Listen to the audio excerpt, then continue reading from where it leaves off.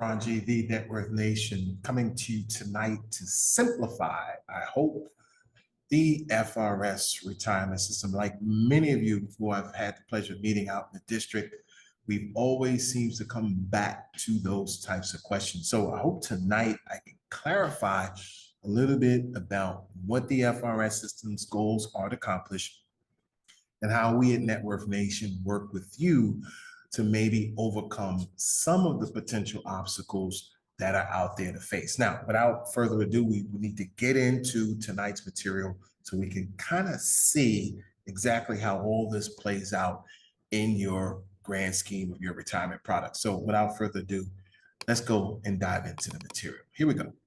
So the Florida State Retirement System, for the record, let's just say that those of you out there who still get pensions, kudos, kudos, kudos to you, because it's not everyone there that does. So the fact that the state has taken the consideration to ensure you guys have a pension is a very, very, very good thing. So I do want to start out by saying that.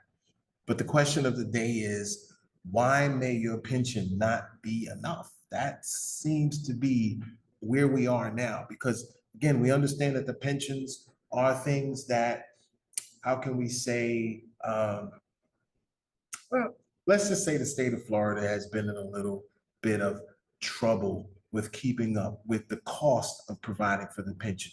And so there was a few things that they recognized that they had to do. The first thing they wanted to do was to make sure that this pension was able to survive the various types of calamities and different things that happen in the state of Florida. Now, again, how do we calculate the pension? Again, calculating a Florida state pension is going to depend on a couple of different factors.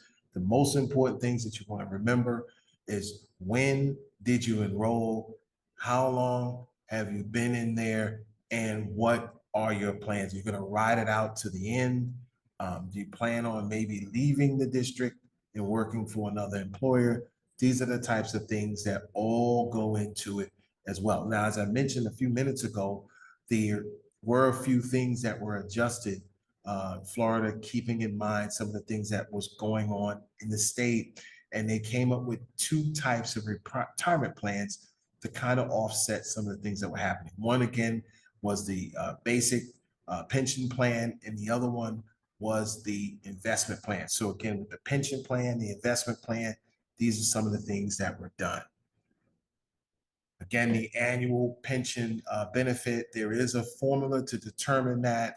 So for those of you, who are listening tonight, it is the same formula consistent throughout the state. The average final compensation times the number of credible years of service.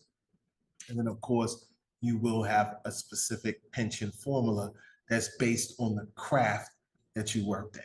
That average final compensation, or the AFC, takes into account 2 years. One is the 5 highest earning years, or the 8 highest earning years. The 5, of course, for those employees hired before July 1 of 2011, 8 years for those who were hired after that date. Again, those are the 2 dates that you're gonna keep in mind throughout the entirety of this particular video.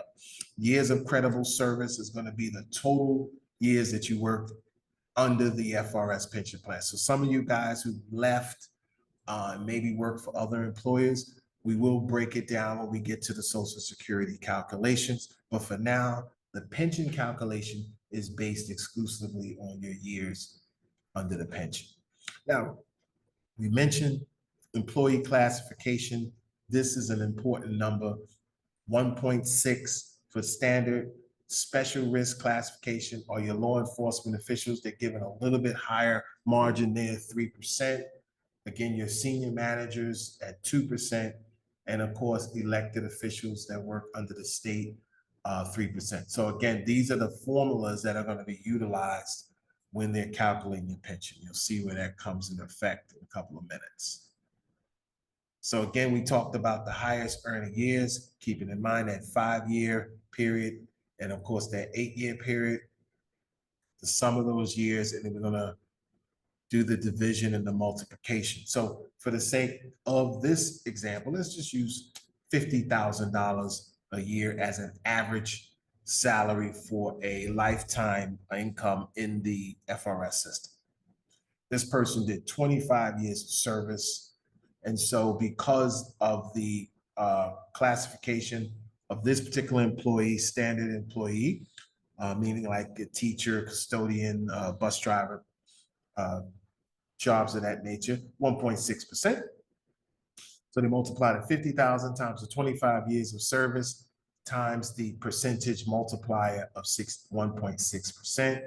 And as you can see, this person's salary is now and it's going to be $20,000 in retirement. So just take that in consideration, guys, because you're averaged around 50 grand a year. And so now in retirement, you have to downsize to a $20,000 a year salary. That's $30,000 that you have to make up. So we'll get back to that again in a minute, but just keep that in mind. Write that down on the side. That's $30,000 that you have to make up.